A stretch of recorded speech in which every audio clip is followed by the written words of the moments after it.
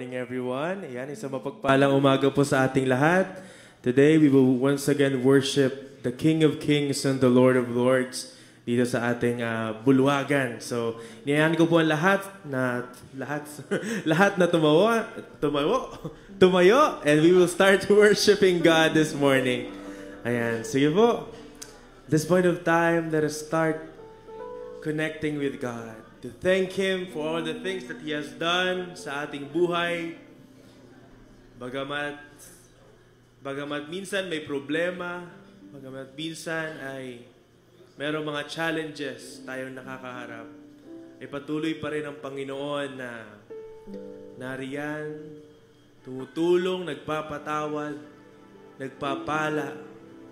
Oh, we thank you, Lord God. Thank you, Jesus. Thank you, Holy Spirit. We thank you, God. We worship you, Lord. The King of Kings and the Lord of Lords. The God who forgives. The God who blesses us.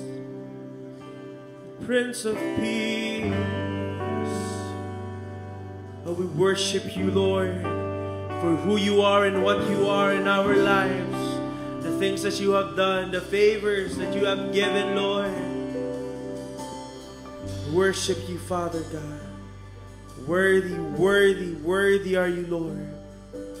Worthy you are, Holy Spirit. Seek our hearts, Jesus. Cleanse us through and through, Lord God, so we may understand your message, your word in our life, Lord God. Thank you, Jesus. Thank you, Holy Spirit.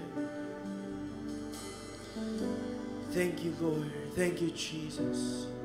Blessed are you, O Lord our God, King of the universe, for you have sanctified us with your holy commandment and commanded us to hear the sound of the shofar. Let's welcome the King of Kings and the Lord of Lords.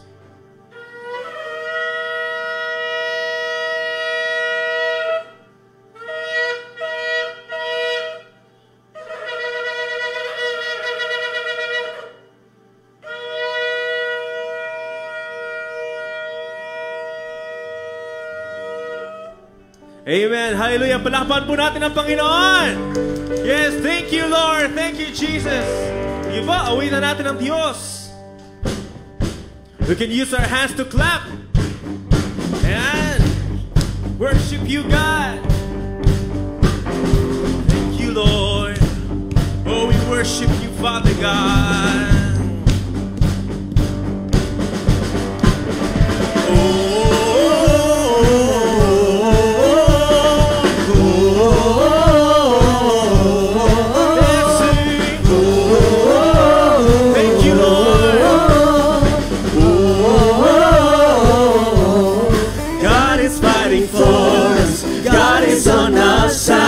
He has overcome, yes, He has overcome. We will not be shaken, we will not be moved. Jesus, you are here, carrying our burdens, covering our shame. He has overcome, yes, He has overcome. We will not be shaken, we will not be moved. Jesus, you are here.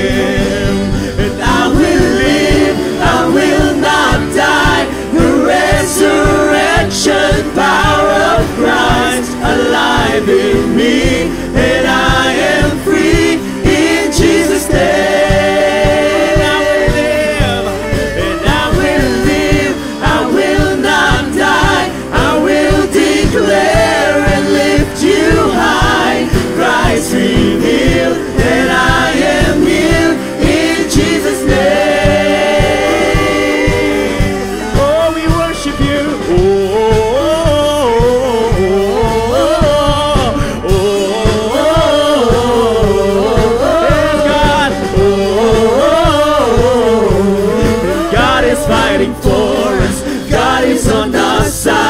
He has overcome, yes, He has overcome. We will not be shaken, we will not be moved. Jesus, you are here. And you are carrying our burdens, Lord. burdens, covering our shame. He has overcome, yes, He has overcome. We will not be shaken, we will not be moved. Jesus, you are here. And I will live, I will not die. The resurrection power of Christ alive in me, and I am free in Jesus' name. And I will live, I will not die. The winds declare and lift you high. Christ revealed, and I am healed in Jesus' name. Oh, oh, oh, oh, oh, oh, once again. Oh, covering our burdens, covering our shame. He has overcome. Yes, you did. He has overcome. We will not be shaken, we will not be moved. Jesus, you are here. And I will live, I will not die. The resurrection power of Christ alive in me, and I am free in Jesus' name. And I will live, I will not die. I will declare and lift you high. Christ revealed, and I am healed in Jesus' name. I will live in you, Lord. And I will live, I will not die. The resurrection power of Christ alive in me, and I am free in Jesus' name. And I will live in you, Jesus. And I will live, I will not die. I will declare and lift you high. Christ revealed, and I am healed in Jesus' name. There's no greater name, no greater name, no greater name, no higher name, no stronger name than Jesus.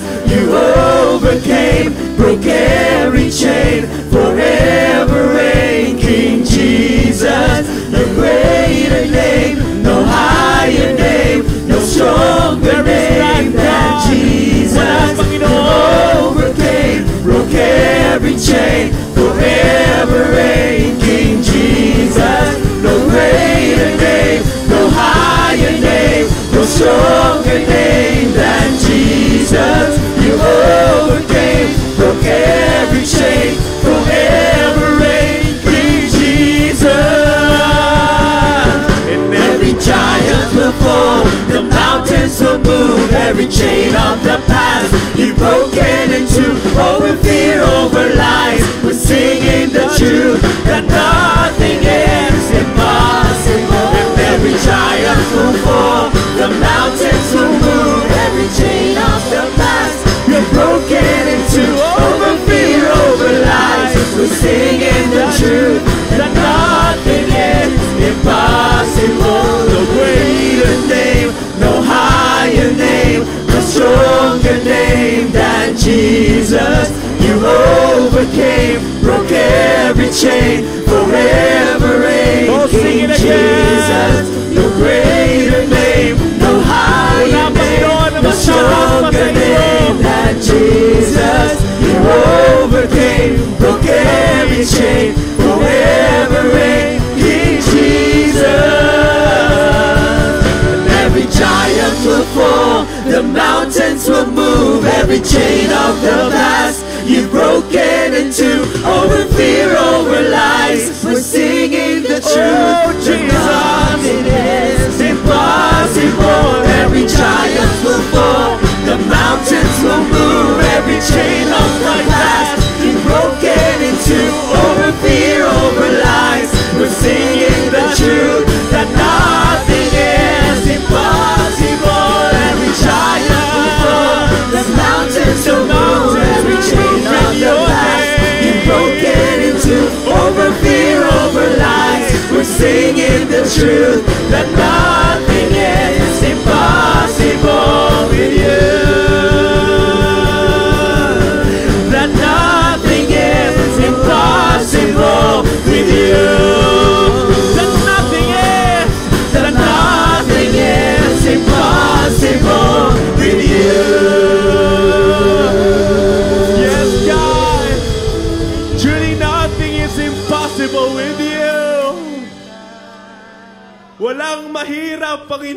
sa iyo. Lahat ay madali. Lahat ay kayang-kaya, Panginoon. Anumang bundok ang amin nakikita, ay kayang-kaya mo ilipat, Panginoon. Anumang problema nakikita namin, kaya-kaya mong pawiin, O Diyos. Anumang sakit na nararamdaman namin, kaya-kaya mong pagalingin, Panginoon. Purihin ka, O Diyos.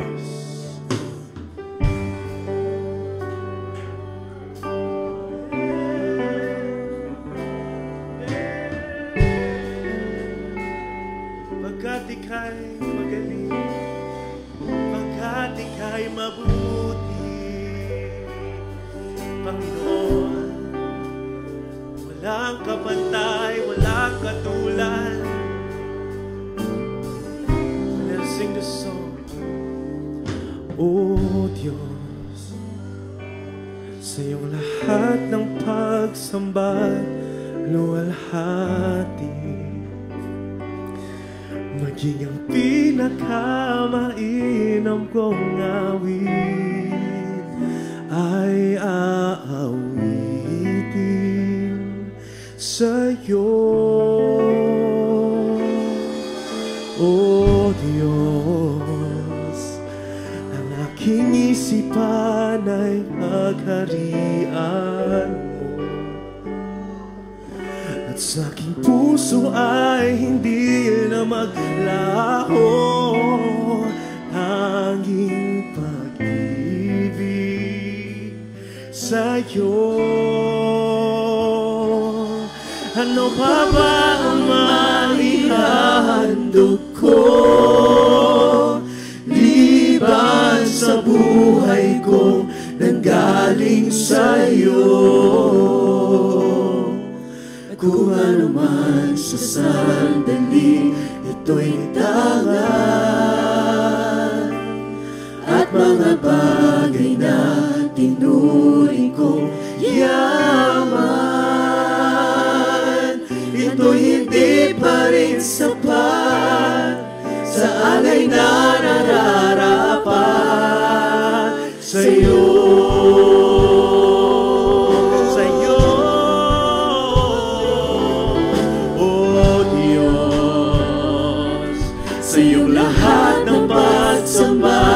Luwalhati sa'yo, Panginoon, maging ang pinakamainam kong awit ay aawitin sa'yo. O Diyos, ang aking isipan ay pagharian mo, at sa aking puso ay hindi na maglaho, tanging pag-ibig sa'yo. Ano pa ba ang maihahandog ko, maliban sa buhay ko nanggaling sa'yo? Kung ano man sa sandali, ito'y tangan, at mga bagay na tinuring ko yaman, ito'y hindi pa rin sapat sa alay na nararapat sa'yo. Sa'yo, Panginoon, O Diyos. Yes, God. Sa iyong lahat ng pagsamba, luwalhati, maging ang pinakamainam kong awit ay aawitin sa'yo, Panginoon. O Diyos, ang aking isipan ay pagharian mo, maging ang aking nasa puso, at sa aking puso ay hindi na maglaho, tanging pag-ibig sa'yo, tanging pag-ibig, wala nang iba sa'yo. Ano pa ba ang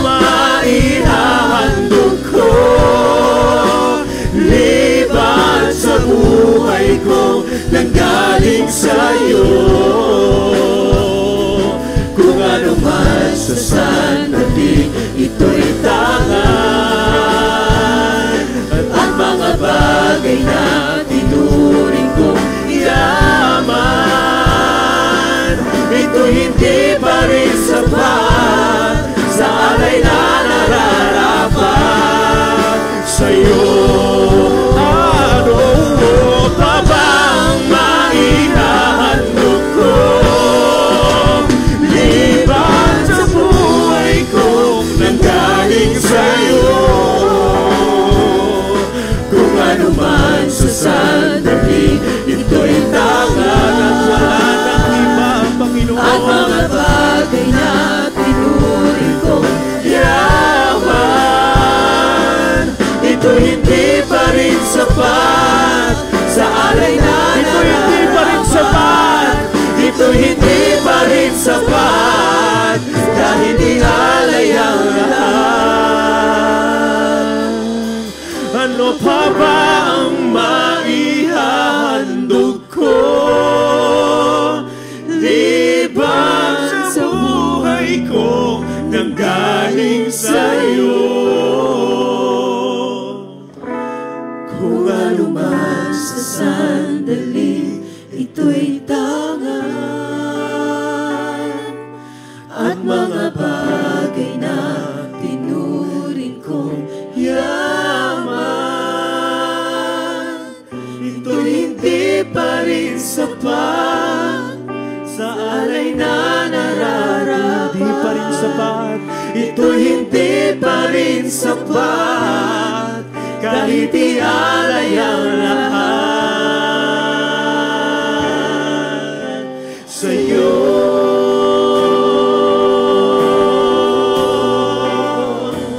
Ialay ang lahat sa'yo, tanging sa'yo. Para sa'yo, tanging sa'yo. Hallelujah. Ang Diyos na nagbabalat lumikha, ang Diyos na nagpapatawad, nagmamahal, ang Diyos na dakila, ang Diyos na tapat.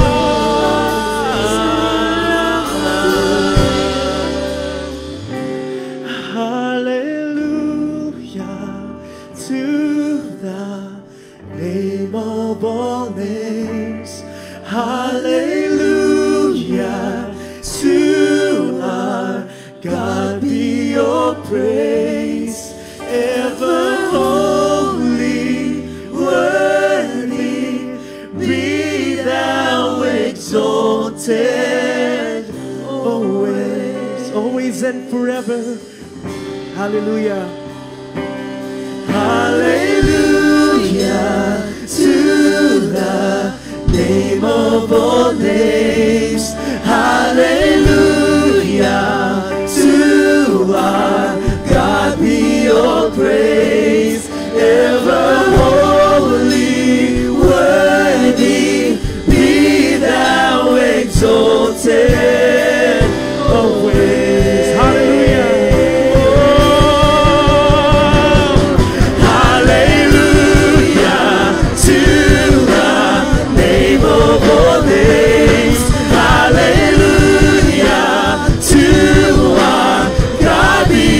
Praise, ever holy, worthy, be thou exalted, always, be thou exalted,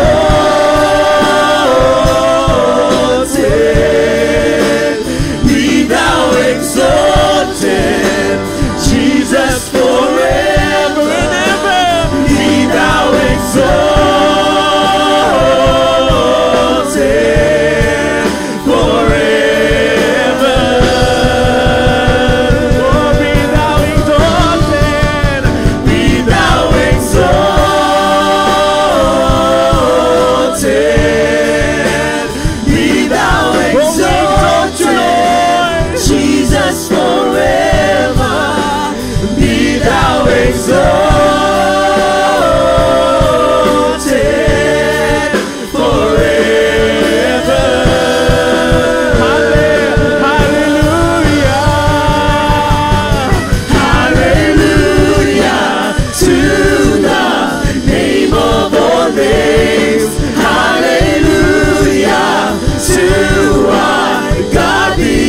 Praise, ever holy,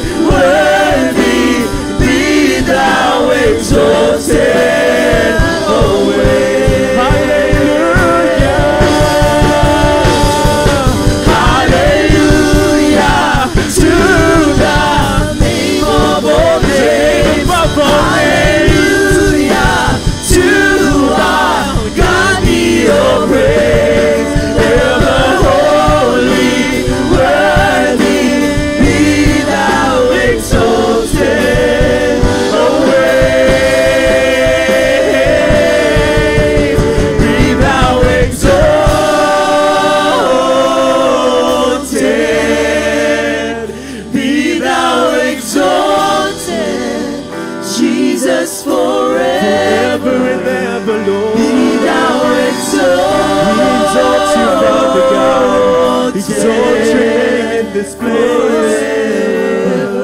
Be thou exalted. Be thou exalted. You, Lord. Be thou the name above all names, the name that is worthy to be Jesus praised. Name above all name, exalt him, exalt him right now. Be thou exalted, be thou exalted. You are exalted. The mighty name of Jesus Christ. Be exalted, be exalted. Sing it again. Be thou exalted. We exalt your name, exalt your name. Be thou exalted, highest among highest Jesus names. forever. Be thou exalted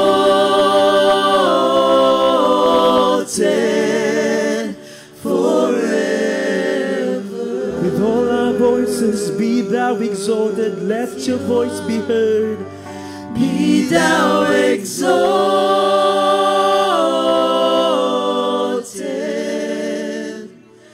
Be thou exalted, Jesus forever. Forever and ever, God. Be thou exalted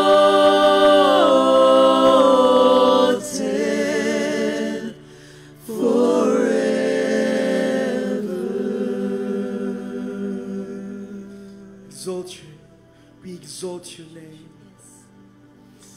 Let it exalt the name of Jesus Christ, the God of heavens and earth, the God who forgives, the God who blesses, the God that is present in our lives. We exalt your name, exalt your presence. We exalt you, God, exalt you, Lord, exalt you, Holy Spirit. Oh, hallelujah, hallelujah, hallelujah.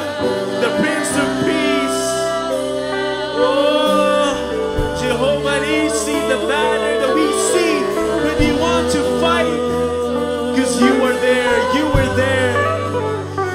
Oh, a million reasons to be exalted, a million reasons to be lifted up. Oh, yes. Open your mouth, sing praises to God right now. Open your mouth. Don't be limited by flesh. Come on, open your mouth. Hey, in our presenza.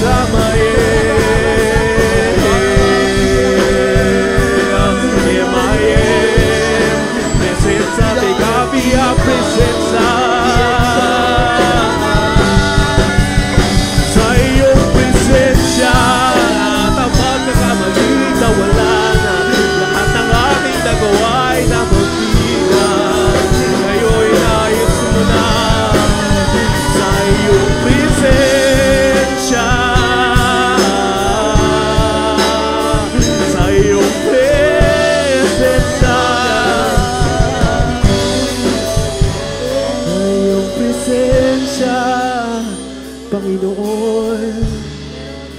Ang sarap sa iyong presensya. Sa iyong presensya.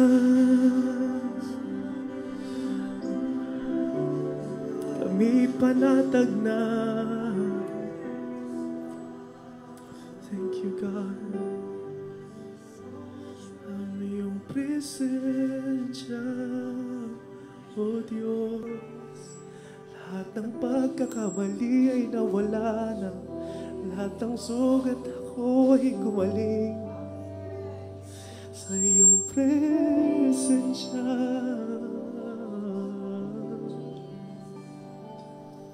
Puso'y panatag na.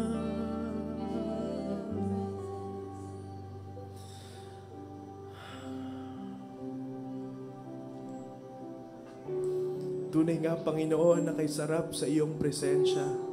Lugar kung saan lahat ng pagkakamali ay nawala na, lahat ng pagod at sakit ay tinanggap mo na, Panginoon.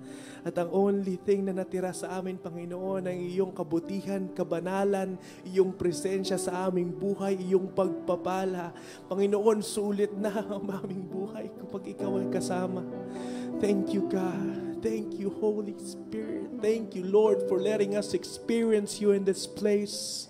Panginoon, lupa pa lang, langit na.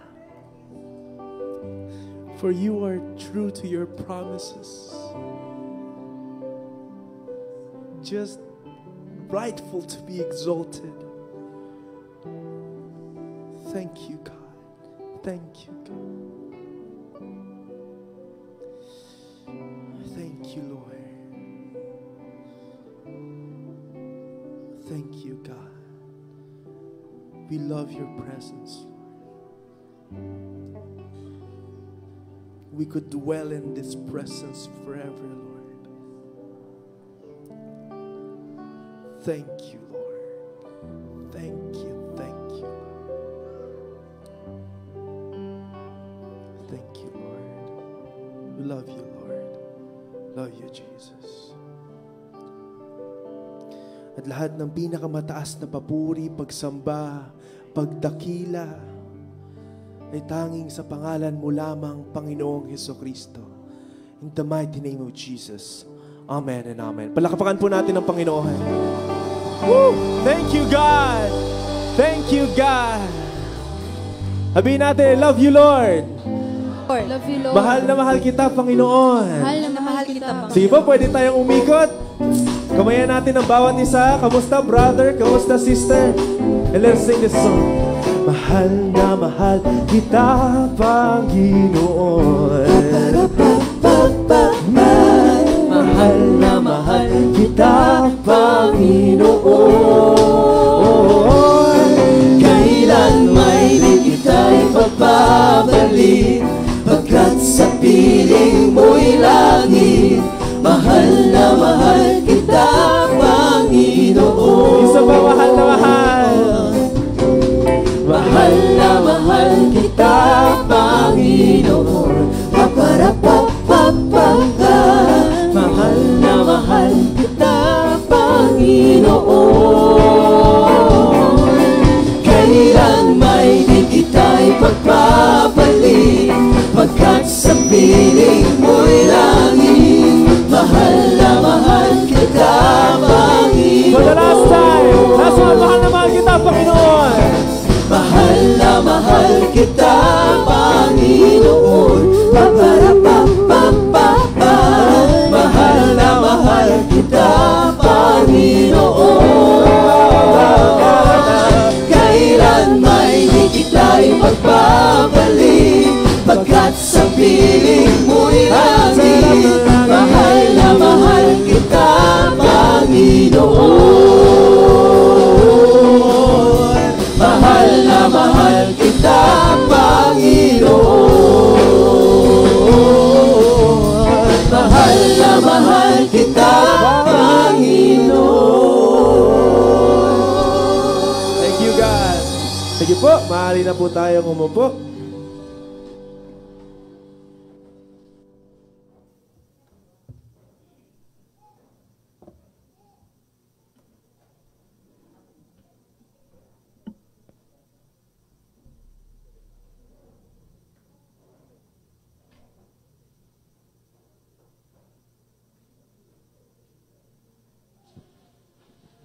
Ayan, shalom everyone. Tayo po ay masayaan dito tayo ngayon. Ayan, hindi tayo napilitan lang, ano po, hindi tayo tinulak, hindi tayo tinadyakan na ating nanay o tatay, kundi tayo ay tinawag ng Panginoon. Amen. Amen. So sa pagkakataong ito, meron bang special event today? Sa ating bansa, wala naman, ano? Sige po, sabihin niyo sa katabi niyo, ang message na to ay para sa iyo. Ayan, so i-welcome po natin ang banal na Espiritu and let us allow Him to move sa ating isipan, sa ating puso, sa ating buhay. As we call on Tatay Bems to share us the word. Palakpakan po natin ang ating Panginoon sa bagay ito. Praise the Lord. Magandang umaga po sa ating lahat. Hindi ko na po pahabain ang aking introduction. So, buksan po natin ating mga Bible in Jeremiah chapter 9, verses 23 to 24. At ang ating pong tatalakayin is about the glory of knowing God. Yes, yan ang ating pong pag-aralan. The glory of knowing God. So, magandang umaga po sa mga nanonood po sa live streaming ngayon. Welcome. And let's study the Word of God together. Basahin po natin Jeremiah chapter 9, 23 to 24. Ito po ang nakalagay. Basahin natin ng sabay-sabay. 1, 2, 3. Thus says the Lord, let not the wise man glory in his wisdom, let not the mighty man glory in his might, nor let the rich man glory in his riches. Verse 24.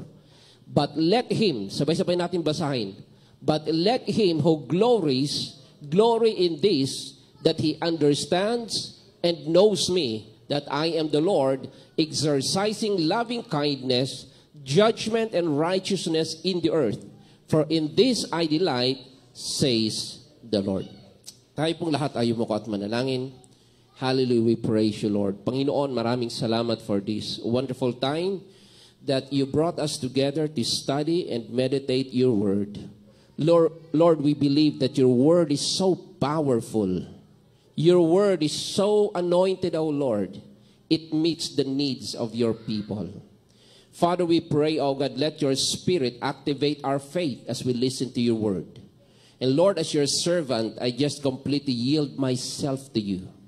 For we believe that your Spirit is our teacher. He will teach us all things. He will remind us everything that you have taught us in your word. Holy Spirit, be our teacher today. Enlighten our hearts and our minds. For it's not by might nor by power. It is by your Spirit alone. We believe, O Lord, that you are in our midst. You will minister to your people. We thank you and we bless you, Lord. In Jesus' name we pray.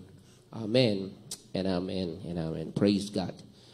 So, ang title po ulit ng ating pag-aaralan ay The Glory of Knowing God. Ang kaluwalhatian ng ating pagkakilala sa ating Panginoon. Verse 23, basahin po muna natin lahat. Tingnan po ninyo sa monitor.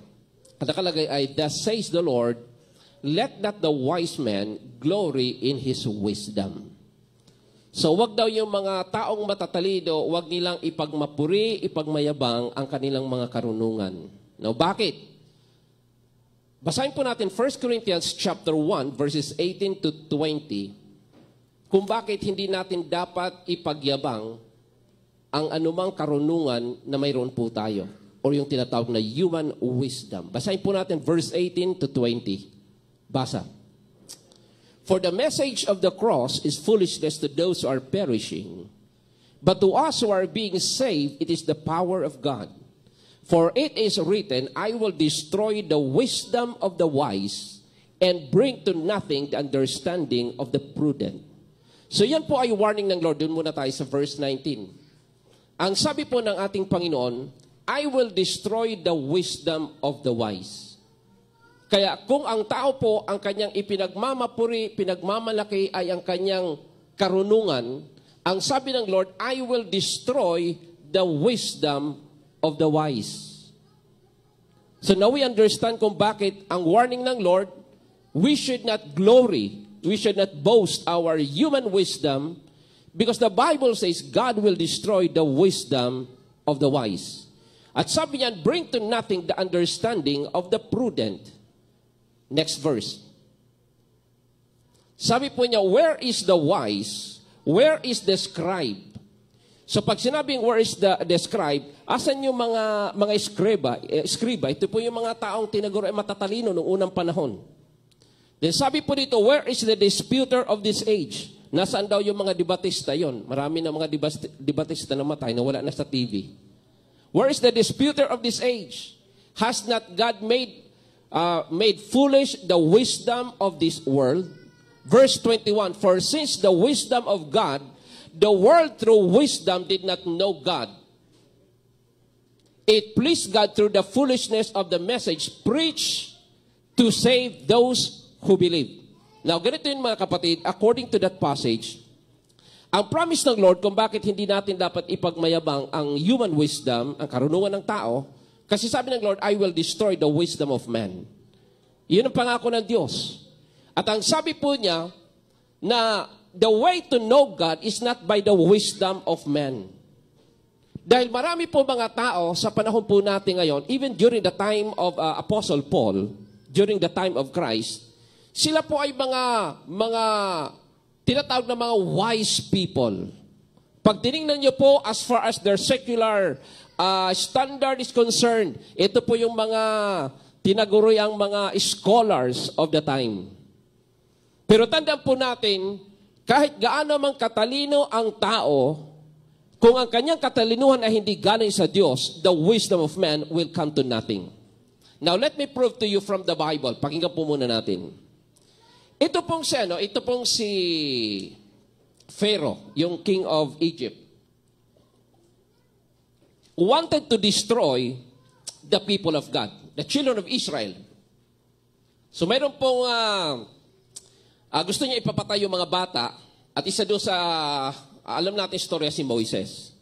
Ipinaanod sa ilog, nadampot, at pagkatapos ang nag-alaga at nagpalaki kay Moises ay ang anak mismo ni Pharaoh. Kaya kumbaga, adopted grandchild niya si Moises.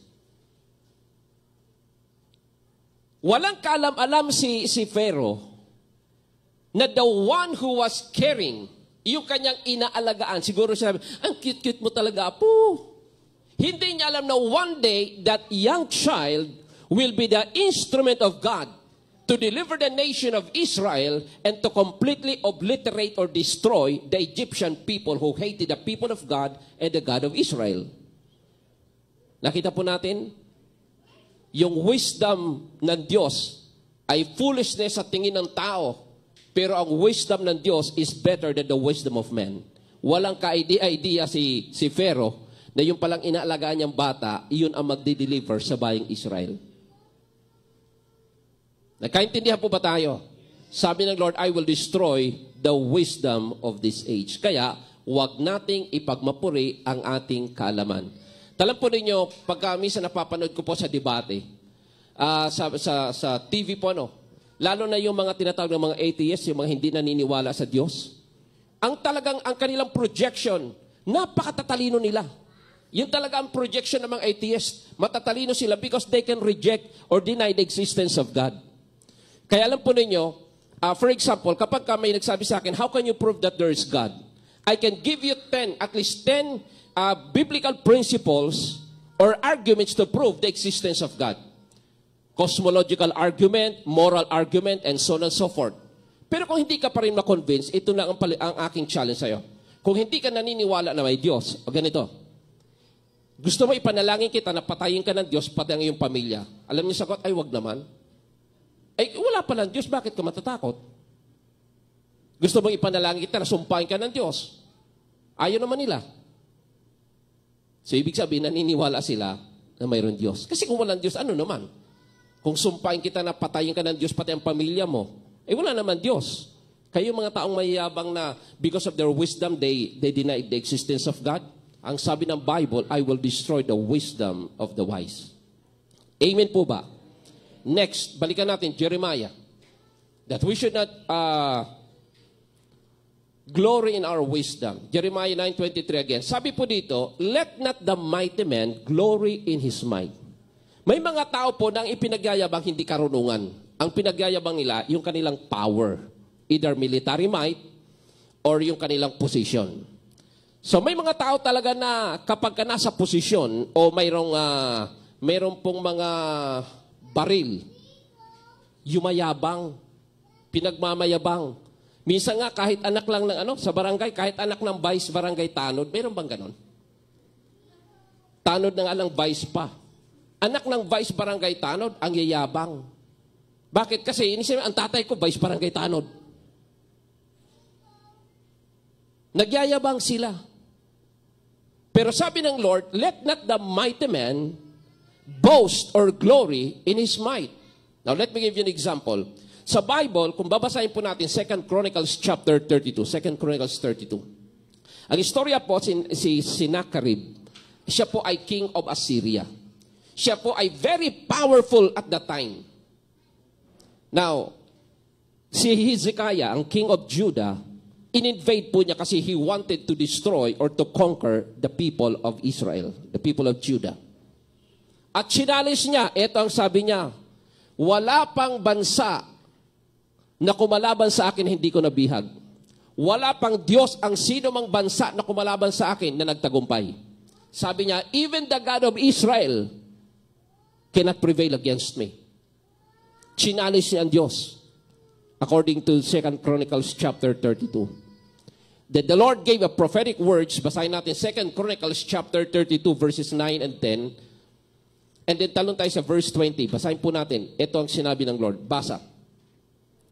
After the Sennacherib king of Assyria sent his servant to Jerusalem, but he and all his forces with him laid siege against Lachish, to Hezekiah king of Judah, and to all Judah who were in Jerusalem, saying, thus says the Sennacherib king of Assyria, in what do you trust that you remain under siege in Jerusalem? Verse 11. Does not Hezekiah persuade you to give yourselves over to die by famine and by thirst, saying, the Lord our God will deliver us from the hand of the king of Assyria? So, challenge po niya ang mga people of Judah kasi ang alam niya, he was very powerful. He can conquer nations after nations. So, ginawa po ni Prophet Isaiah and King Hezekiah in verse 20. Verse 20. Basa. Now, because of this, King Hezekiah and the prophet Isaiah, the son of Amos, prayed and cried out to heaven. Then the Lord sent an angel who cut down every mighty man of valor, leader and captain in the camp, and the king of Assyria. So he returned shamefaced to his own land. And when he had gone into the temple of his God, some of his own offspring struck him down with his sword there. Sino po ang pumatay sa kanya? Mismo mga anak niya. Lahi niya, offspring niya. Bakit? Ipinagyabang niya ang kanyang military might. Anong sabi ng Jeremiah? Let not a mighty man boast or glory in his might. Nagyabang siya sa Diyos. Anong ginawa? Nagpadala ang Diyos. Isang angel lang ang katapat niya. Pinagpapatay ang kanyang mga tauhan, ang kanyang mga military power, powerful leaders, military leaders. At doon po sabi na siya po ay umuwi ng hiyang-hiya siya. Bakit? Kasi ang nakalaban niya ay hindi lang ang Judah, ang nakalaban niya ay ang Diyos ng Israel. Basahin po natin Psalms chapter 20 verse 7. Basa. Basa mga kapatid. Some trust in chariots and some in horses, but we will remember, or sa King James, but we will trust in the name of the Lord our God. Verse 8. They have bowed down and fallen. Sino po yung they have bowed down and fallen? Those who trust in their chariots, in their military might. But those who trust in the Lord, ang sabi doon, but we have risen and stand upright. So yung po mga nagtitiwala sa kanilang sariling kakayanan, kapangyarihan, they are bound to fail. They will fall. Kaya ang sabi ng Jeremiah, let not the wise man glory in his wisdom, because God will destroy the wisdom of the wise. Let not the mighty man glory in his military or in his might, because the Lord will destroy the human might. Nagkaintindihan po ba tayo? Sabi doon, some boast in chariots, some boast in horses. In other words, ang pinagmamalaki nila ay ang kanilang mga kapangyarihan. Katulad ng nangyayari ngayon sa panahon natin, ang China, tayo po ay binubuli one after the other. Grabe po ang mga ginagawa ng China na pang-aapi at pangbubuli sa atin. Dahil naniniwala sila na very powerful nation sila. Pero alam po ninyo, as we pray and trust in the Lord will do something. Tingnan po ninyo si Putin. Ang tingin ni Putin, ang Ukraine, sa loob ng 2 weeks, ay luluhod sa kanya. Ngayon, more than 2 years na ang gyera, sila na ngayon ang natatalo ng Ukraine. Kasi napakarami pong Christian sa Ukraine. Alam po ba ninyo na, kasi ang Russia ay communist, marami po mga Christian churches, malalaki ang mga churches sa Ukraine. And they are praying and seeking the Lord. And the Lord helping them. Ngayon po, yung banta ni Putin na in 2 weeks, luluhod sa kanya ang Ukraine. Ngayon sila na ang mukhang gustong lumuhod sa Ukraine. Naintindihan po ba natin? Ito na ginagawa ng China sa atin. Basahin po natin Isaiah chapter 49 verse 12. Isaiah 49 verse 12. Basa mga kapatid. Surely this shall come from far. Ito po ay prophecy about yung mga Israelita na nagkalat sa iba't ibang bansa. Sabi dito, surely this shall come from afar. Look, those from the north and the west, and from those from the land of Sinim. Ano po yung Sinim? Pakilagay mga anak sa Amplified Translation. Basa. China. Yan ang Sinim. Ang Sinim po ay southern part ng China. Iyan po ang Guangdong, Guangxi, yung kung saan southern part ng China, yung malapit sa Palawan, yan yun sila, Sinim. They are trusting in their military might against us. Ang liit nating bansa. Pero tandaan po natin, sabi ng Bible, some boast in horses and some boast in chariots, but we will boast, we will trust and remember the name of the Lord. Amen? Proverbs chapter 18, verse, wag na po yun. Balik na tayo sa Jeremiah. Jeremiah chapter 9. Pakibalik sa New King James. Sabi diyan, let not the wise man glory in his wisdom, let not the mighty man glory in his might. Next, let not the rich man glory in his riches. Wag yung mga mayayaman, wag magyayabang sa kanilang mga kayamanan. Now, bakit mga kapatid? Basahin po natin 1 Timothy chapter 6 verse 16. Verse 16 to 17 na lang, 17. Hanggang pababa. Basa mga kapatid. Command those who are rich in this present age not to be haughty, nor to trust in uncertain riches, but they should trust in the living God. Sabi diyan, utusan mo ang mga mayayaman sa panahong ito na wag silang maging haughty, wag maging mayabang. At wag sila magtiwala sa kayamanang walang katiyakan, uncertain riches. Bakit mga kapatid? Please tell me, bakit? Kasi kung paano po na ang military might ay pumapanaw, kung paano na ang wisdom ng tao ay nawawala, so also the wealth of man. Kaya nga uncertain. Maring ngayon ay mayaman ka, bukas sa susunod mahirap ka na. Ngayon mahirap ka, sa susunod ay mayaman ka. Kaya nga uncertain ang tawag. Basahin po natin verse 9. 1 Timothy chapter 6 verse 9.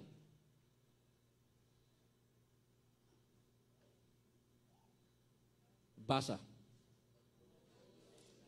But those who desire to be rich fall into temptation and snare, and into many foolish and harmful lusts, which drowns men in destruction and perdition. Verse 20. For the love, not 20, 10.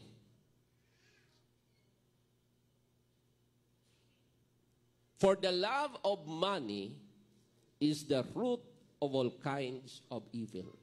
Now, ganito yung mga kapatid. Hindi po sinabi ng Bible na ang kayamanan ay masama. Hindi po sinabi diyan na money is the root of all evil. Ang nakalagay ay for the love.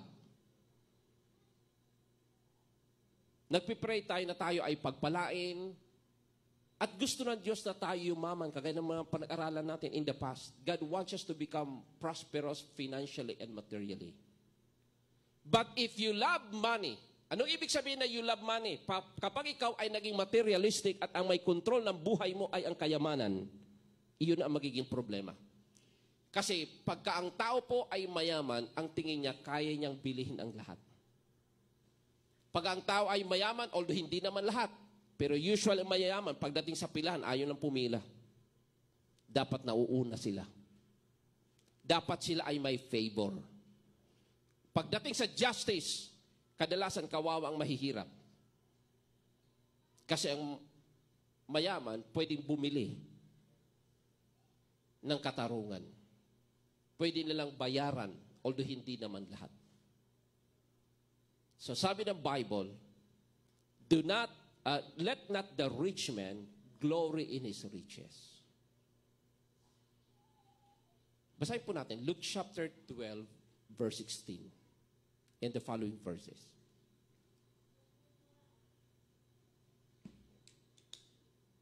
Basa mga kapatid.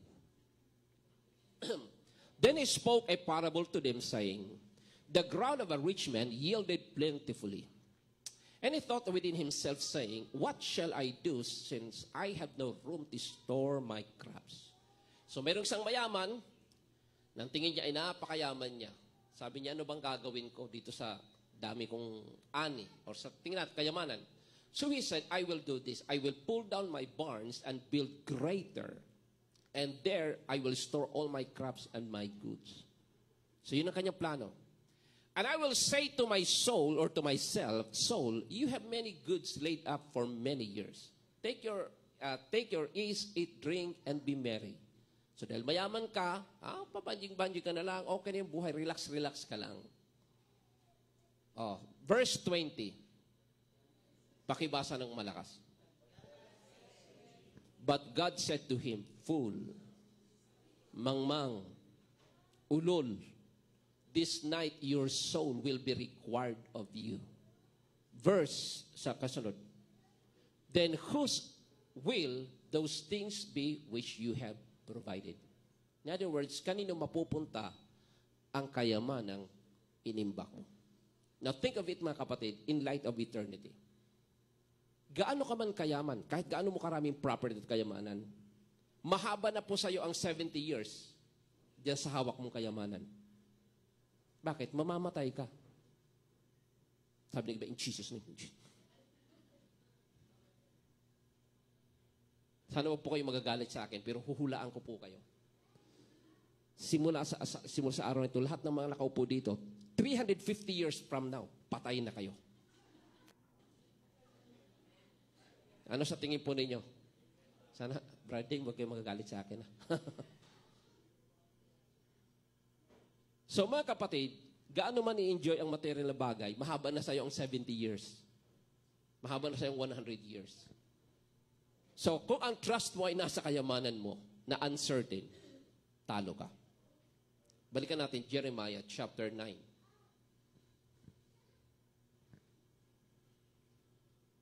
Ulitin natin. Ano po nakalagay? Thus says the Lord, let not the wise man glory in his wisdom. Number 2, let not the mighty man glory in his might. Next, let not the rich man glory in his riches. Tapos na tayo sa introduction. Introduction po yun.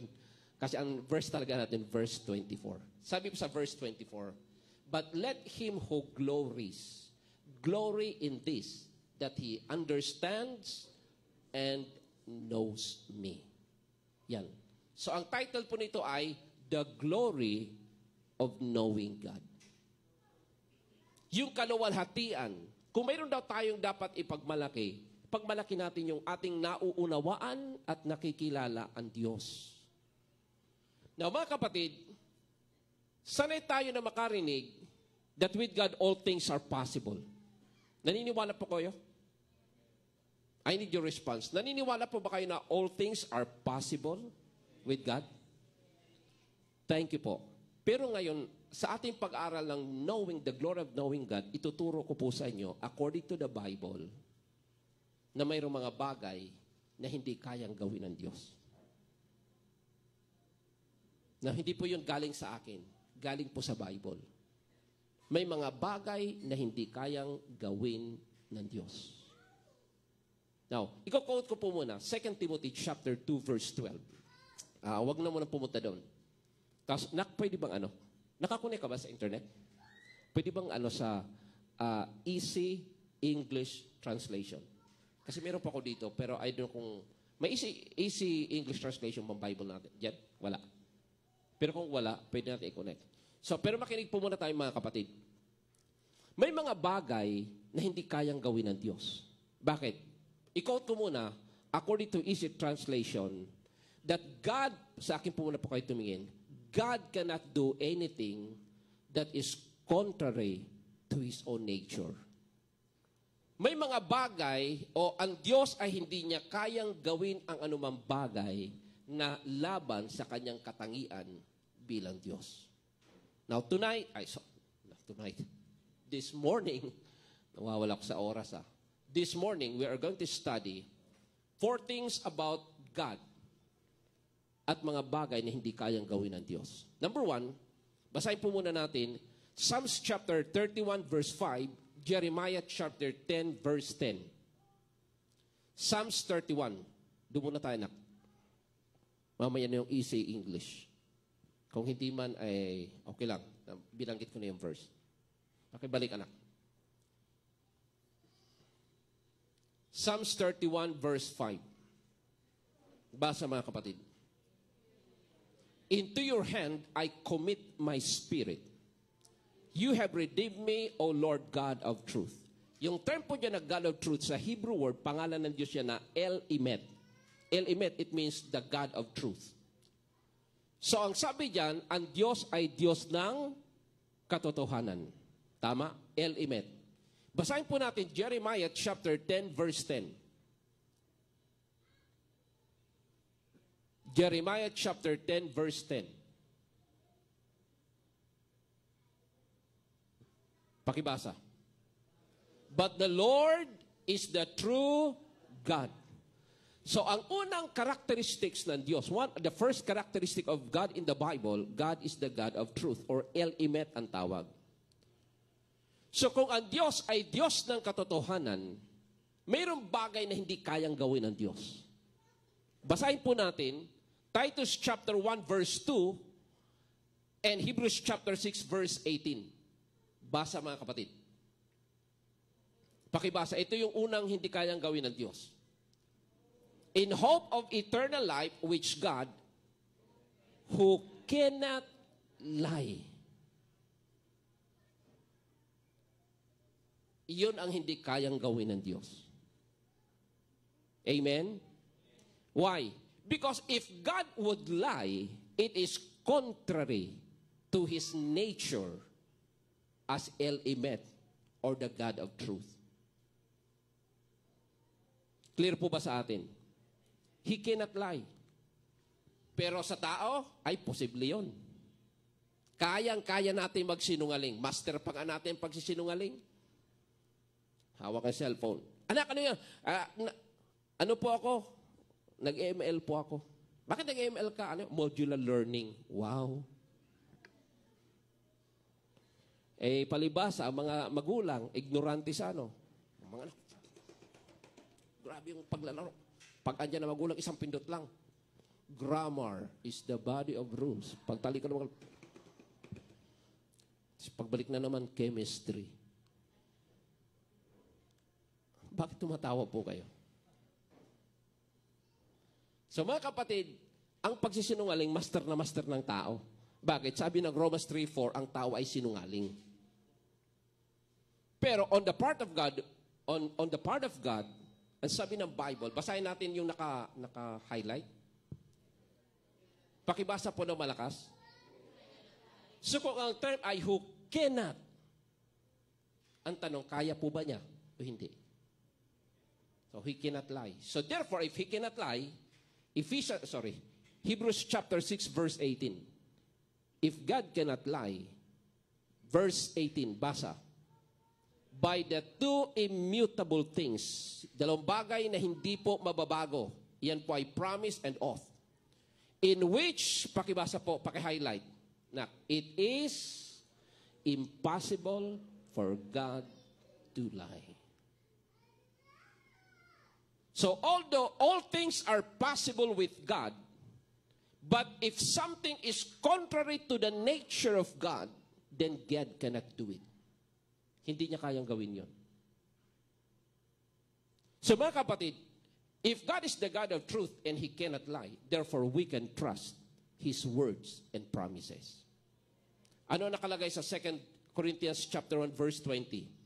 All the promises of God in Christ are yes and amen. So let us hold on to the word of God. Basahin po natin Numbers chapter 23 verses 19 and 20. Bilis ah. God is not a man that he should lie, nor the Son of Man that he should repent or change his mind. Has he said, and will he not do? Has he spoken, and not make it good? So mga kapatid, dyan po ay very comforting words para sa atin, na pwede tayo magtiwala sa pangako ng ating Panginoon. Because God is the God of truth. Basahin po natin, John 17 verse 17.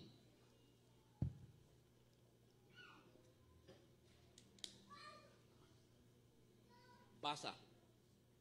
Sanctify them by your truth. Your word is truth. Therefore, if God is the God of truth, Elimet, and His word is truth, then we can trust in His word. Pangalawa, na hindi kayang gawin ng Diyos. Basahin po natin ang 1 Peter chapter 1, verses 15 and 16. 1 Peter 1, 15 and 16. Basa mga kapatid. But as He who called you is holy, you also be holy in all your conduct. Verse 16. Because it is written, be holy for I am. It's quoted in Leviticus chapter 11 verse 44. So ang Diyos ay banal. Ngayon, kung ang Diyos ay banal, may bagay na hindi pwedeng mangyari sa Diyos at hindi pwedeng gawin ng Diyos. Basahin po natin, James chapter 1 verse 13.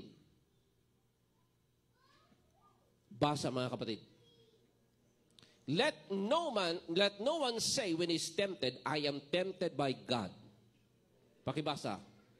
For God cannot be tempted by evil. Now, ano pang term? Cannot be. So, hindi pwedeng tuksohin ng Diyos na gumawa ng masama. That's why, diretso po niyo pagbasa. For God cannot be tempted by evil. Pakibasa ng diretso. Nor does He Himself tempt anyone. So, hindi ang Diyos manunukso sa tao para magkasala. Kasi ang Diyos ay banal. He cannot be tempted because He is holy God. If God cannot be tempted because He is holy, so God has no desire to tempt you to live in sin. Now sabi natin, ay bakit naman si Abraham? In Genesis 22, he was tempted. Ang word kasi doon na tempted, hindi po sa King James, and God tempted Abraham. Pero pag tiniyan, word po doon na tempt, sa ibang translation ay, the Lord test, sinubok. Ang temptation is an allurement to commit sin. At hindi pwedeng gawin ng Diyos yan because God is holy. Nakaintindihan po ba tayo mga kapatid? Nakaintindihan po ba tayo mga kapatid? So number one, God is truth. Therefore, He cannot lie. It is impossible for God to lie. Number 2, God is holy. Therefore, He cannot do evil. Hindi siya pwedeng gumawa ng masama. Ang pwedeng gawin ng Diyos ay mabuti para sa atin. Next, 2 Timothy chapter 2 verse 12.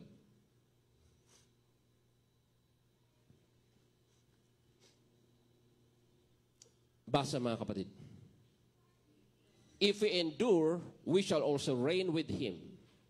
If we deny Him, He also will deny us. Verse 13. If we are faithless, bakit nawala? Nawala sa mono. Mayroon po ba mayroon po ba yan? Ano nakalagay?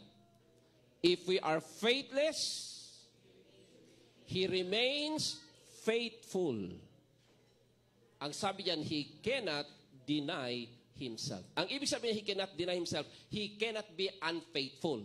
Bakit? Kasi ang sabi diyan, He remains faithful. Bakit God remains faithful? Basahin po natin Deuteronomy chapter 7 verse 9, Psalms 36 verse 5, and Psalms chapter 40 verse 10. Basahin po natin. Jeremiah chapter 7 verse 9. Basa. Pakibasa ng malakas.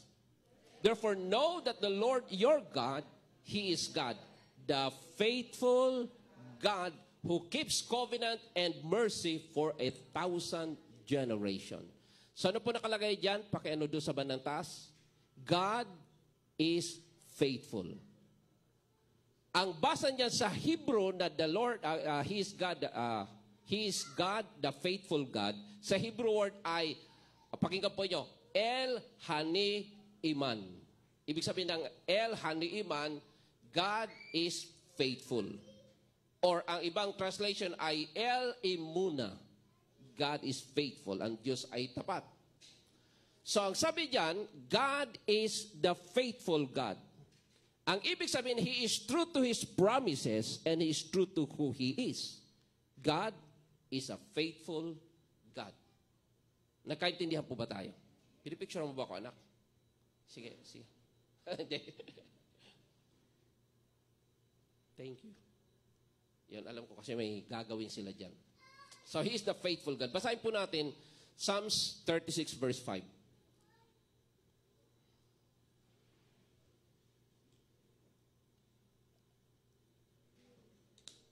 Basahin natin. Your mercy, O Lord, is in the heavens. Basa. Your faithfulness reaches to the clouds. Di ba Ate Sol may kanta yan? Ano yung kanta nun?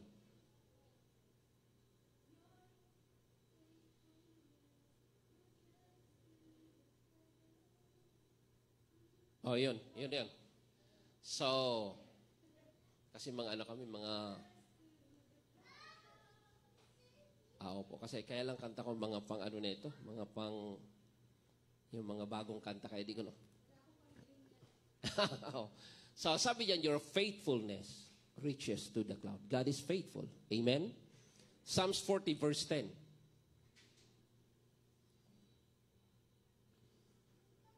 Basa. I have not hidden your righteousness within my heart. I have declared your what? Your faithfulness and your salvation. Bakit? Kasi ang Diyos ay faithful.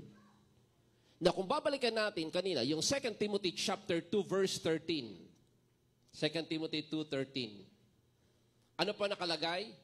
If we are faithless, He remains faithful.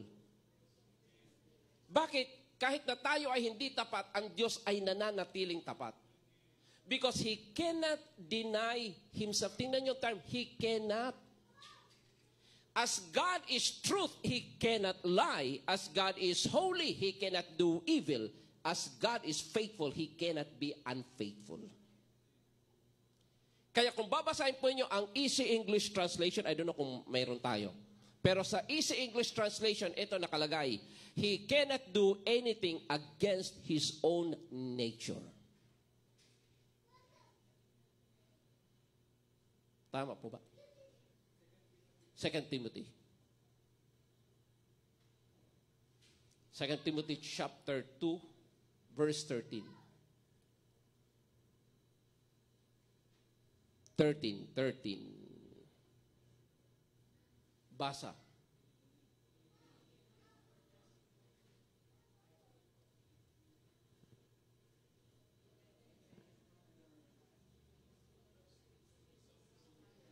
He was the someone that people, he will always remain true to his nature. Sa English, sa East English, I don't know kung ano translation yan. Pero sa East English, ang sabi doon, he cannot do anything against his own nature. Bakit? Ang term po he cannot. Yes, all things are possible unto God. Pero may mga bagay na hindi kayang gawin ng Diyos. Ganito, pag nag-aral kayo sa theology, minsan may tanong, sa akin po na po kayo tumingin. Ang tanong sa theology na hindi matapos-tapos ang debate, pwede daw ba, because God is all-powerful God, pwede ba ang Diyos na gumawa ng napakalaking bato? Ito yung term, napakalaking bato, na sa sobrang laki, hindi niya kayang buhatin. Hindi masagot-sagot yung tanong na yun. Kasi, He is all-powerful, so kaya niyang buhatin, ay kaya niyang gawin ang napakalaking bato. Pero hindi niya kayang buhatin, so may kontrahan. So ang sagot po diyan ay, he cannot deny himself or he cannot do anything against his nature. So tatlo po. Ano po yung number one? Number one, God is truth. He cannot lie. Number two, God is holy. He cannot do evil. Number three, God is faithful. He cannot deny himself. He cannot be unfaithful. Now, ito po ang pang-last. God is one. So, ito po ang sagot ngayon sa mga nagtatanong, ano ba yung Trinity na yan? Di ba tatlo ang Diyos ninyo? Basahin po natin, Deuteronomy chapter 6, verse 4. Basa. Hear, O Israel, the Lord our God, the Lord is one. So, ito po ang ginagamit ng mga against sa Trinity. Kasi ang nakalagay daw dyan ay one, hindi naman three. At alam po ninyo, one of the major teachings ni Kibuloy against us, ni Kibuloy ay, ang nakalagay daw sa Bible, Holy One, hindi Holy Three. So, dahil ang nakalagay dyan ay one, so inisip nila, one person lang. Pero pakinggan po ninyo, makinig po muna po kayo. Iyan pong Hero Israel, ang tawag po dyan ay Shema. Pag binasa mo, Shema. Pero ang pagpros ay Shema. Kasi ang word na here ay Shema in the Hebrew. Makinig po muna po kayo. Sa Hebrew, ang Hero Israel, the Lord our God, the Lord is one, ay ganito. Shema Israel, Adonai Eloheinu, Adonai Echad. Now, ang word na one ay Echad. Basahin po natin, Malakay chapter 2, verse 10. And, Malakay chapter 2, verse 10 muna. Basa. Have we not all one Father? Has not one God created us? Tingnan po yung term ay one God. Sa Hebrew word, ang pangalan ng Diyos ay El Echad. Pag sinabing truth, God is truth, ay El Emet. Pag sinabing God is holy, ay El Hakadosh. God is holy. Pag sinabi mong God is faithful, ay El Emuna. O El Haanim, ang ibig sabihin po ay God is faithful. Now, yan man po ang one God ay El Echad. One God. Basahin po natin, Mark chapter 12, verse 29. And Genesis chapter 2, verse 24. Basa mga kapatid. Jesus answered him, the first of all the commandments is, basa, Hear, O Israel, the Lord our God, the Lord is one. So quoted po ito doon sa Deuteronomy chapter 6, verse 4. So ang tawag doon ay El Echad. Kaya lang, ang pagkakaintindi, dahil nga ang word na one, pag hindi mo siya tinignan sa Hebrew language, which is the original language of the Old Testament, isipin mo nga na one person lang ang God. Pero tingnan po natin, yung word na Echad, kung paano yung ginamit in Genesis chapter 2 verse 24.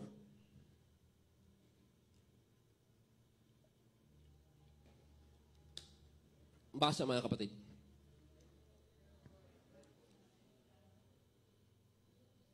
Therefore, a man shall leave his father and mother and be joined to his wife, and they shall become... Now, ang nakalagay dyan, a man will leave his father and mother and join to his wife. So, a man and his wife. Tanong ko, magkaiba ba ang man sa woman?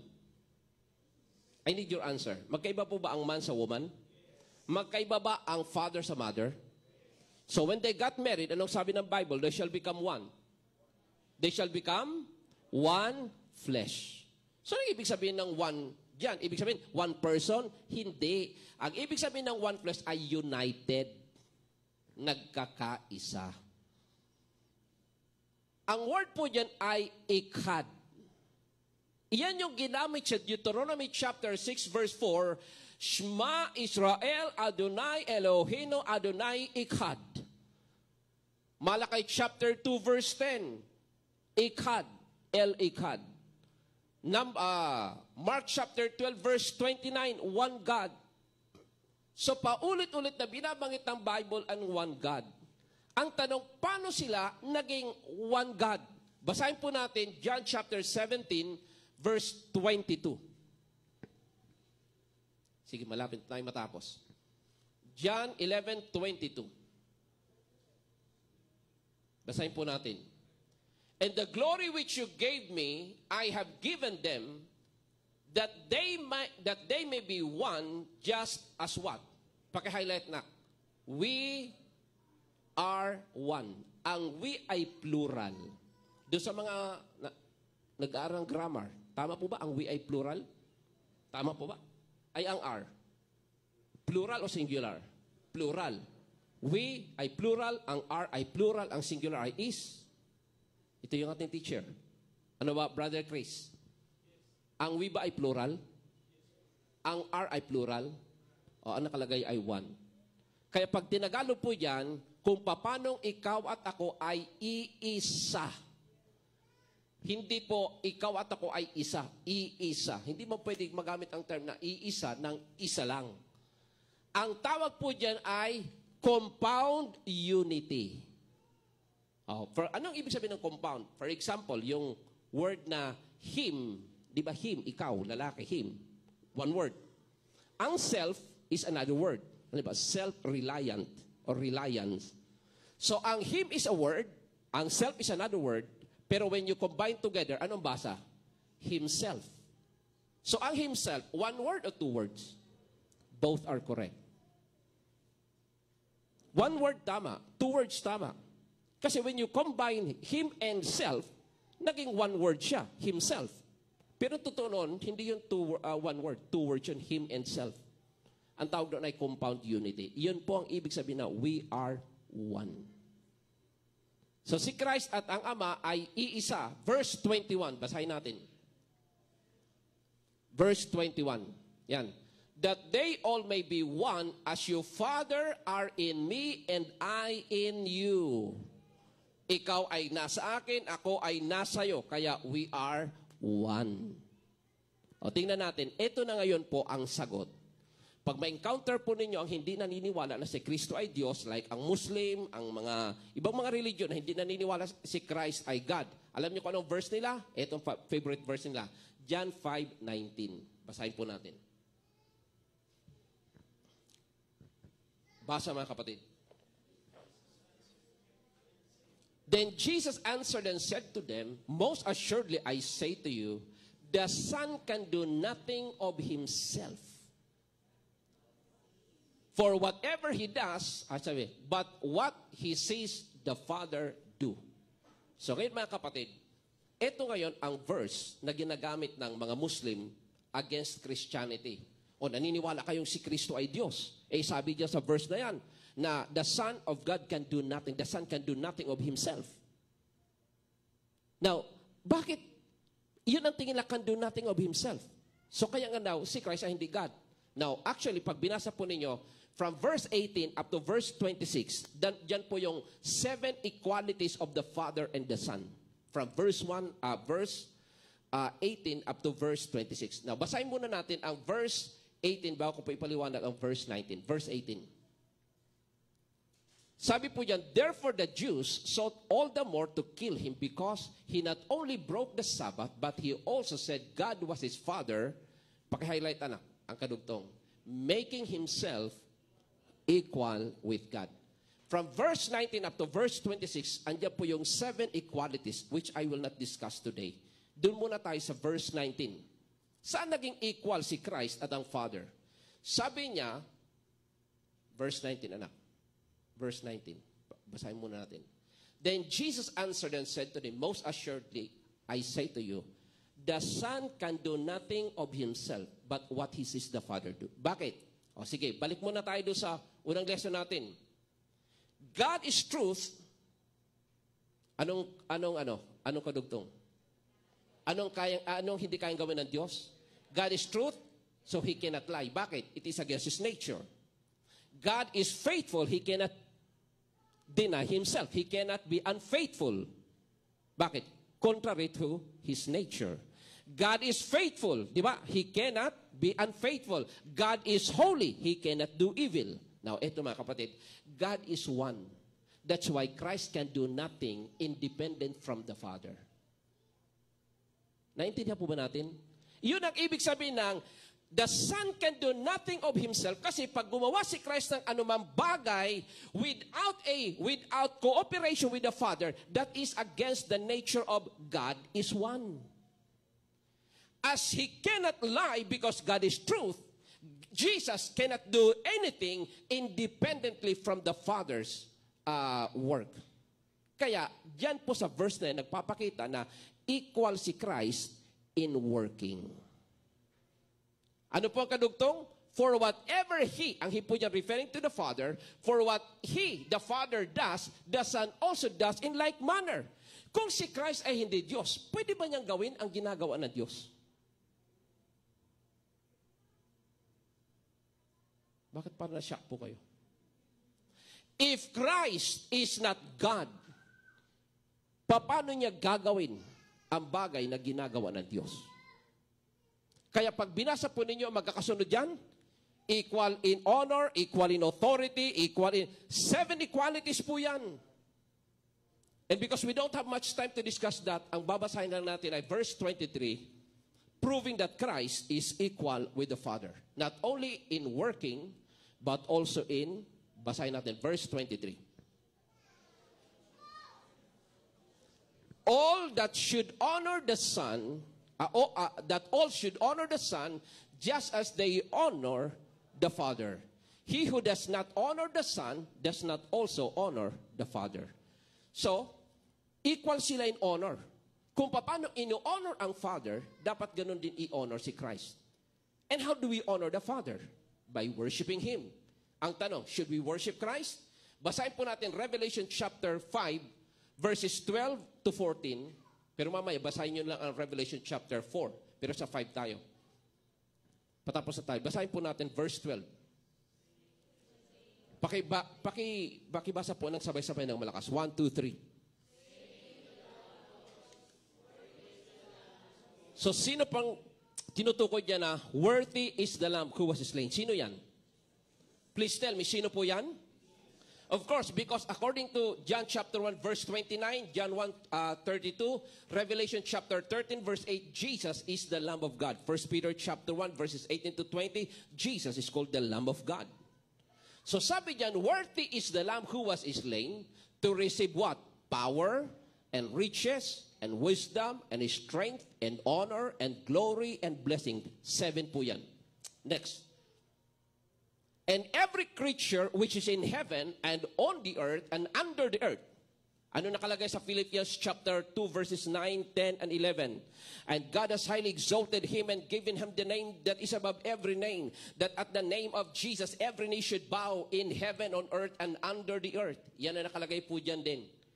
And every creature which is in heaven and on the earth and under the earth, and such are in the sea and all that are in In them I heard saying, basa, blessing and honor and glory and power be to him who sits on the throne and to the Lamb forever and ever. Verse 14. Then the 4 living creatures said, Amen. And the 24 elders fell down and worship him who lives forever and ever. So it's very clear from the Bible that Jesus is equal with the Father. As those who honor the Father should also honor the Son. Those who refuse to honor the Son, they refuse to honor the Father. Nakaintindihan po ba tayo? So ngayon, sabi ng Jeremiah chapter 9 verse 24, kung mayroon tayong dapat ipagmapuri, it is the glory of knowing God. Ano yung 4 na bagay? God is truth, He cannot lie. God is holy, He cannot do evil. God is faithful, He cannot be unfaithful, or He cannot deny Himself. Next, God is one. Therefore, Jesus cannot do anything independently from the Father. Kasi against po yun, do sa nature as one. They are equal in work, in working, equal in honor. Pag tinignan po ninyo, 7 po yun. Simula po sa verse 19 up to verse 26. 7 po yung equality ng Father and Son. At yung binasa lang natin is in verse 23 that they are equal in honor. So, if you honor the Father by worshiping Him, we can honor the Son. We should also honor the Son by worshiping Him. Very clear sa Bible that all the creatures will bow before Him who is worthy of our worship.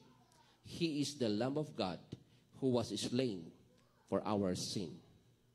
Nagkaintindihan po ba tayo?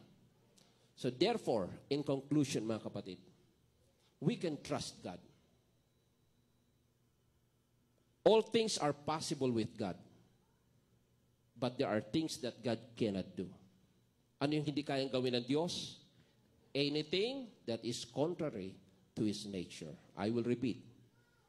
Anything that is contrary to the nature of God, that is something that He cannot do. So because He is truth, He cannot lie. Because He is faithful, He cannot deny Himself. Because God is holy, He cannot do evil. Because God is one, they cannot work independently from each other. Kasi against dun sa pagiging one nila. Hear, O Israel, the Lord our God, the Lord is one. Tayo pong lahat ay yumuko at manalangin. Hallelujah. We praise you, Lord. Oh, we magnify your name, O Lord. We magnify your name. Hallelujah. Let's just worship the Lord for a while. Hallelujah. We worship you. We bless you, Lord. Hallelujah. We worship you, Lord. Hallelujah. Let's sing Holy Forever. Let's sing the song declaring the holiness of our God.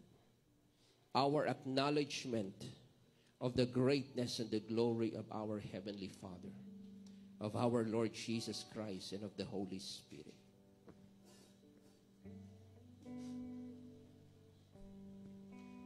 Hallelujah. We praise you.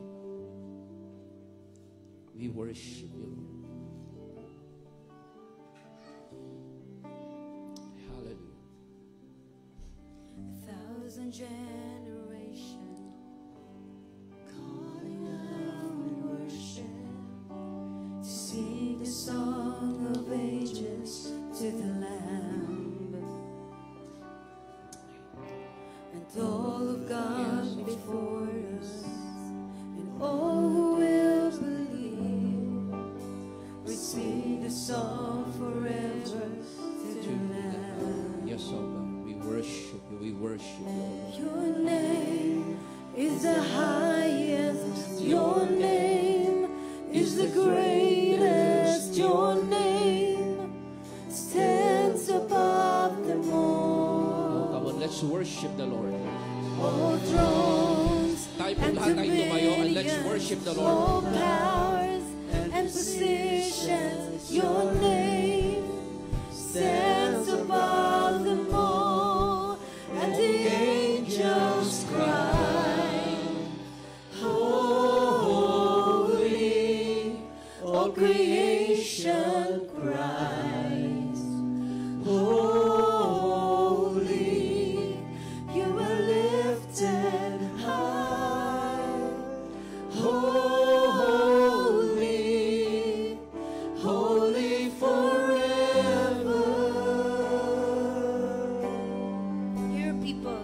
Hear your people sing, Yes, Lord. holy to the King of Kings. Holy, you will always be. Holy, holy forever. Let's sing the chorus. And the angels cry, holy, all creation cries, holy, you are lifted high, holy, holy forever. Hear your people sing, holy to the King of Kings. Holy, you will always be. Holy, For the last time, let's sing the chorus. Let's sing the chorus for the last time. And the angels cry, holy, all creation cries, holy,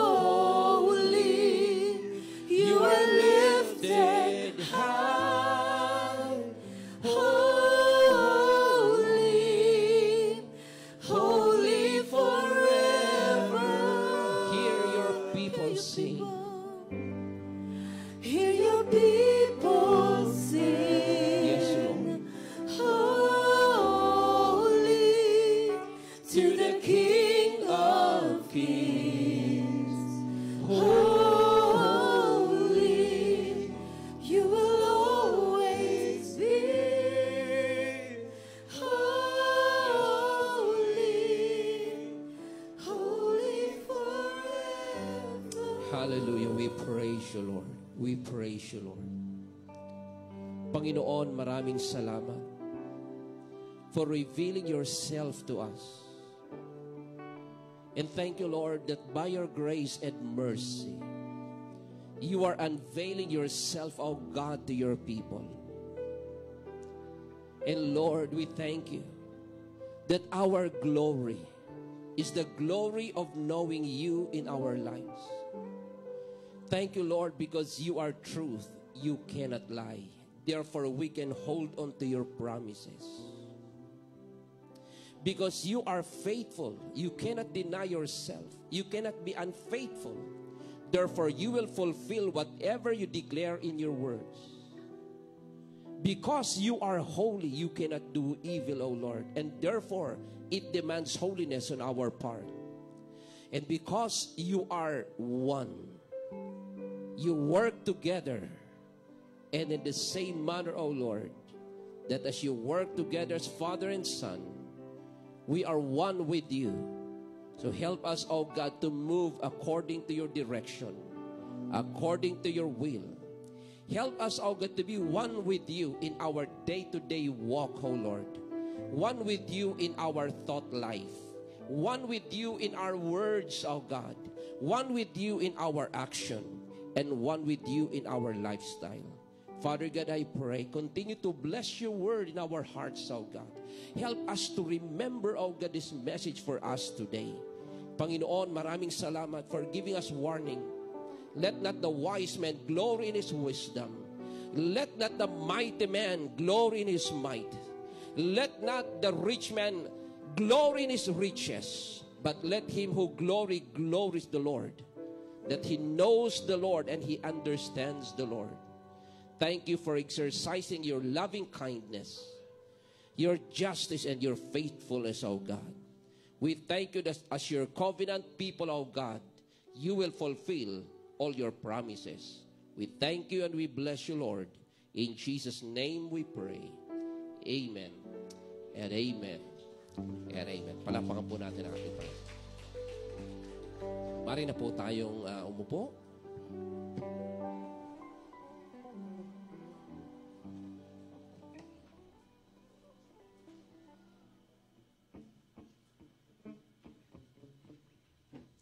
Amen.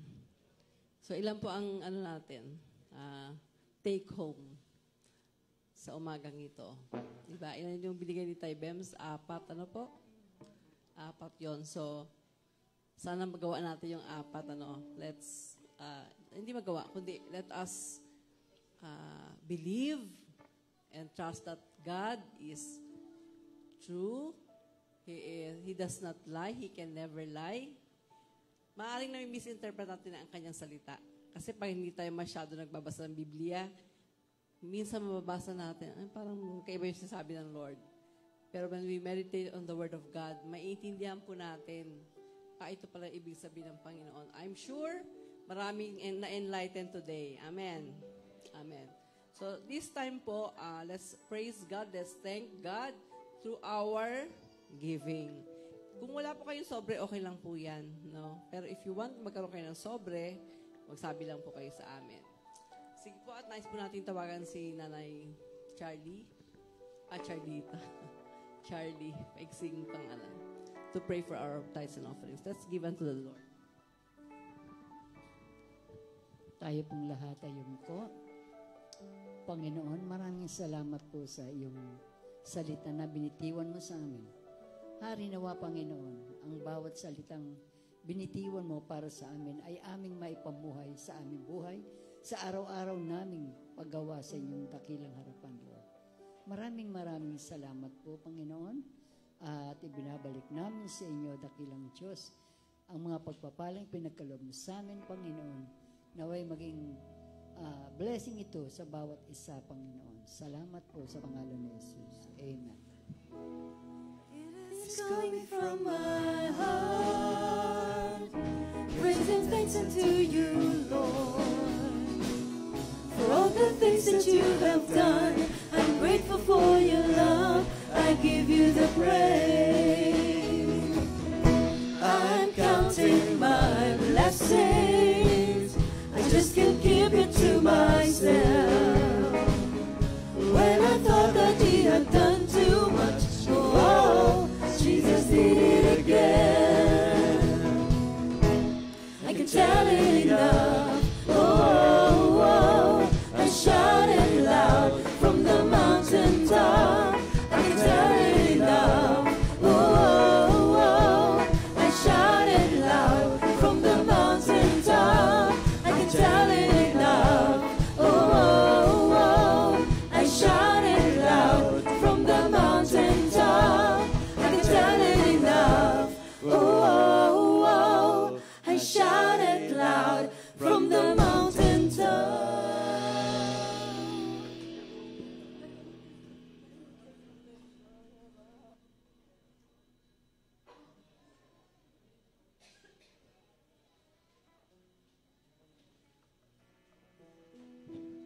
Sige po, para po sa ating mga announcement, paki-flash lang po. Wala pa. Ayan. So, ayan po. In keeping po with our Teshuvah Teshuvah gathering. Yan po, ang Feast of Yom Kippur or Repentance. Ano po? Patuloy tayo nanalangin.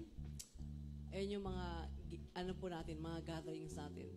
Prayer Shield during this, the Saturday? 21. Ayan. Yan po ay sa Makati. The rest, ang dami pa yan. Marami pang mga activities. Ano po? Let's stick muna sa ating activity on September 21, this Saturday, sa LOC Makati, 1 p.m. po. Be there. Tama? Yeah, be there kung sasama kayo, sa magagather yung mga magkakasama. Dito na. So, sige po. Okay. So, next, doon muna tayo sa, ang next kasi, basahin ko na lang. Vista Verde, so 28. North Caloocan, 1 p.m. Next, anak, yan, sige. Feast of the Lord, October 2. Yan po ating Feast of Trumpets or Rosh Hashanah. Yan po ang nagsisignify yan ang muling pagbabalik ng ating Panginoon. Siguro narinig nyo na, di ba? Ang Feast of Trumpets ay diyan nag-herald o nag-announce na the Lord. No. New Year. Tama? New Year. Tama ba? Ang dami ko nang nabasa, ang dami ko narinig kasi nalito na. Feast of Trumpets is Rosh Hashanah, di ba? Is sliver of the moon. Tama? Indicates the New Year. It is not known kasi they wait for the sliver of the moon to show within 2 days po. Kasi pwedeng ngayon, pwedeng bukas magpapakita yung buwan. And it announces na it's a new year. Tama ba yun? Okay. Walang reaction na negative. So, tama yun. October 11 to 12, Day of Atonement, Yom Kippur. 24 hours fasting, prayer, starting 6 p.m. of October 11, and then kinabukasan po ng 7 p.m. October 12. Okay. So, yan. Yan pa po iba, October 16 to 23, Feast of Tabernacles.